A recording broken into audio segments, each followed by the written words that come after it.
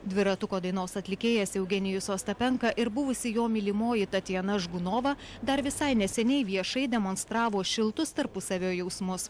Dabar jų santykiai netokie meilūs. Vyras ir moteris vienas kitą kaltina įvairiais nusikaltimais.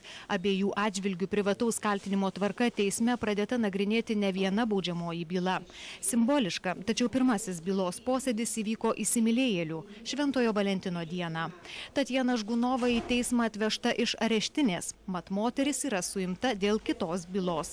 Šiandien turėjo būti atversta byla dėl šmeižto socialinėme tinklalapyje, dėl viešų pasisakymų internete ir vienas ir kitas yra tiek nukentėjęs, tiek kaltinamasis. Poros susitaikymas buvo neįmanomas. Pirmas klausimas teisėjos buvo užduotas Tatjanai Žgunovai. Ar nori susitaikyti?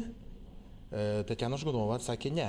Kadangi jinai atsakė ne, tai aš irgi negaliu atšaukti savo skundo prieš ieškinio, kadangi tada byloje būsiu aš vienas kaltinamasis, jeigu aš atšauksiu skundą prieš ieškinį, suprantat puikiai. O dabar mes vienoje byloje du kaltinamieji.